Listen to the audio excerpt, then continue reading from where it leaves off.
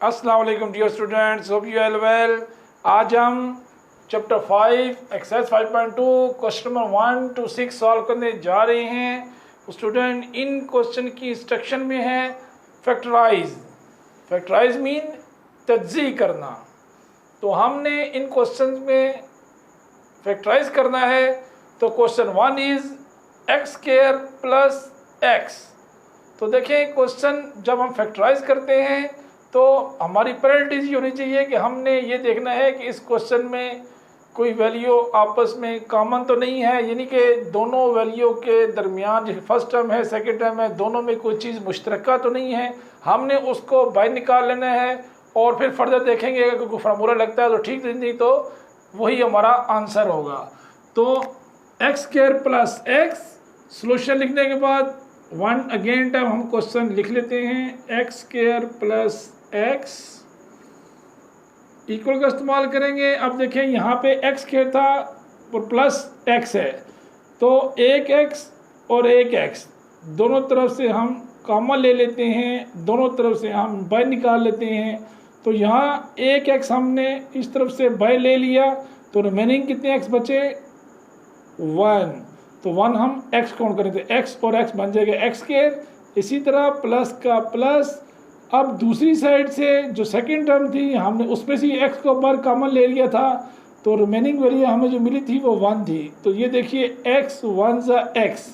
तो सिंपल हमने इसको फैक्टराइज कर लिया। अब मज़ीद हम इस क्वेश्चन को आगे सॉल्व नहीं कर सकते क्योंकि कोई हमारे पास होल स्क्वायर कोई फार्मूला नहीं लग रहा है, जिस वजह से यही हमारा फाइनल आंसर होगा। इसी तरह इस क्वेश्चन को देखते हैं हम। क्वेश्चन नंबर 2 सॉल्व करते हैं।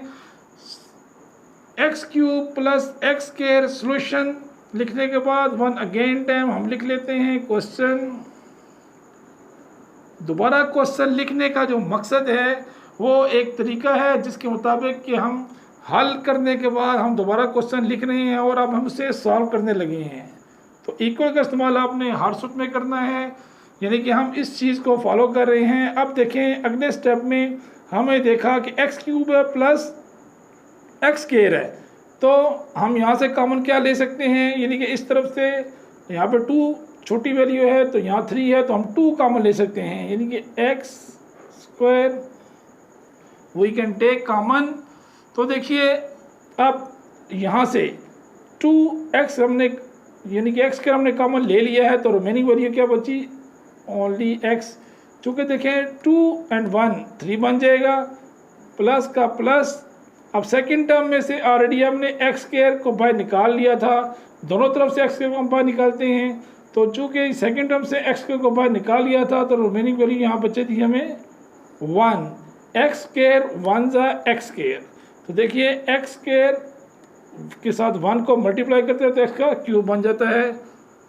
तो क्वेश्चन नंबर 2 का जो हमें आंसर मिला x square into x plus 1। इसी तरह हम क्वेश्चन नंबर 3 पे आते हैं। क्वेश्चन नंबर 3 में हम सॉल्यूशन लिख लेते हैं 1 टाइम और क्वेश्चन को सॉल्व करने के लिए 1 टाइम अगेन हम क्वेश्चन लिखते हैं। तो यहाँ स्टूडेंट देखिए हमारे पास जो क्वेश्चन है वो 2 और 4 यानी वेरिएबल के अलावा हमें वैल्यू दे दी गई हैं। तो 2 और 4 दोनों तरफ से मुश्तरक हमें मिल रहा है, तो क्या मिल रहा है 2 का टेबल 2 1 2 हो रहा है, 2 2 4 बन रहा है। इसी तरह हमें नेक्स्ट भी देखना है कि यहाँ पे क्यूब था, यहाँ अकेला y है तो हमने y भी एक कॉमन ले लेना है। अब देखिए फर्स्ट टाइम की तरह 2 हम निकाल चुके थे इसलिए 1 आता है, 1 की जरूरत नहीं लिखेंगे इसलिए कि साथ y भी था तो y एक निकल गया और 2y बच गए, यानी एक्स स्क्वायर बच गया अंदर। इसी तरह प्लस का प्लस।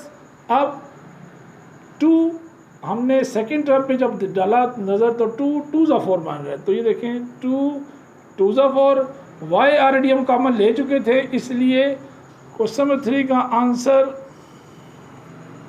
यही रहेगा 2y into Y square plus 2। इसी तरह क्वेश्चन नंबर 4 4a की power 4 minus 2a 20a square है। तो सॉल्यूशन हम लिख लेते हैं सॉल्यूशन लिखने के बाद वन अगेन टाइम क्वेश्चन को राइट डाउन करते हैं। क्वेश्चन को राइट डाउन करने के बाद हमने अगेन देखना है कि दोनों टर्म्स के अंदर कौन सी चीज़ मुश्तरक है। तो 4 का टेबल 20 पे जाता है, तो इसलिए हमने 4 कॉमन ले लिया। नेक्स्ट स्टेप में A4 है, यहाँ पे A स्क्वायर है, तो A स्क्वायर कॉमन ले लेंगे। चूँकि A स्क्वायर यहाँ पे भी है और A स्क्वायर यहाँ पे भी है, यानी कि ये 4 टाइम है, तो A स्क्वायर ऑलरेडी मौजूद है। तो जब हमने यहाँ से 4 A स्क्वायर कॉमन ले लिया फर्स्ट टर्म में से, तो रिमेनिंग वैल्यू क्या बची? A स्क्वायर, यानी A स्क्वायर और A स्क्वायर A की पावर 4 बनता है। इसी तरह -4 5 20, यानी कि 4 5 20 हम करते हैं, तो ये 4 जो बाहर निकला था हमें 5 दे रहा है। इसी तरह A स्क्वायर ऑलरेडी हम बाहर ले चुके हैं, यानी कॉमन ले चुके हैं, तो यही हमारा आंसर होगा 4A square into A square -5। Number 5 part पे आते हैं। नंबर 5 पार्ट में अब 3 टर्म्स आ चुकी हैं। 3 टर्म्स में भी हमने उसी तरह क्वेश्चन को सॉल्व करना है। First we will take common,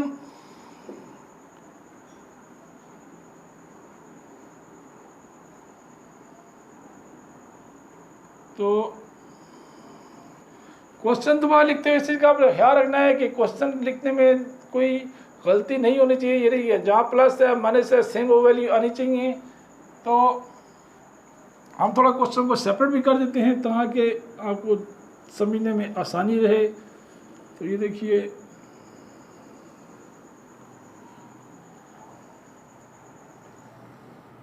हम इसको सेपरेट करते जा रहे हैं क्योंकि ये 6 पार्ट थे, तो हम सॉल्व कर रहे हैं क्वेश्चन नंबर 5। अब देखिए क्वेश्चन नंबर 5 में यहाँ पे 2 है, 7 है और कुछ भी नहीं है, यानी कि हम 2 कॉमन नहीं ले सकते। नेक्स्ट y, तो y देखते हैं, यहाँ क्यूब है, y स्क्वायर है और यहाँ अकेला y है, तो हम 1y कॉमन ले लेंगे और रिमेनिंग वैल्यू जो पीछे बचेगी लिख लेंगे। तो 2 का 2 सेम आ जाएगा। एक y निकल चुका था फर्स्ट टर्म से, तो हम लिख देंगे y स्क्वायर। इसी तरह प्लस का प्लस, 7 का 7 आ जाएगा। एक y निकल चुका था कॉमन में, तो एक y यहाँ पे आ जाएगा। इसी तरह प्लस का प्लस, अब थर्ड टर्म में एक ही y था जो हमने कॉमन ले लिया था, तो रिमेनिंग वैल्यू मिली हमें 1, जो हमने ऐसे ही एज इट इज़ लिख दी है। इसी तरह पार्ट 6 में हमने क्वेश्चन जो लिखा था 5a की पावर 4 है -4a स्क्वायर प्लस 3a, तो 1 अगेन टाइम क्वेश्चन को लिखते हैं 5a की power 4 -4a square plus 3a।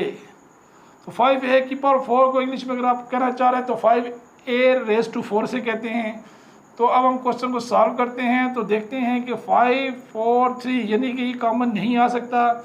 Next देखते हैं, यहाँ से a की पावर 4 है, a की पावर 2 है और अकेला a है, तो हमें अकेला a लेना पड़ेगा चूँकि लास्ट वाली टर्म में इसकी वैल्यू सिंगल है।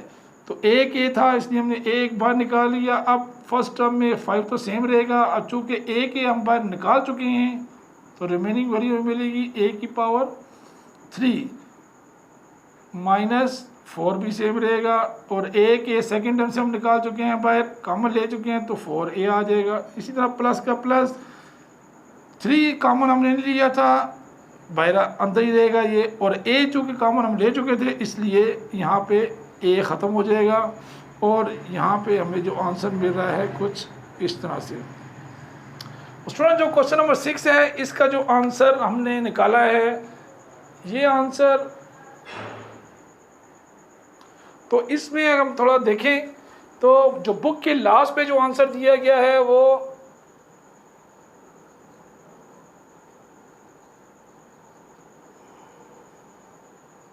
बुक आंसर दिया गया है a इंटू 5a की पावर 4 -4a प्लस 3।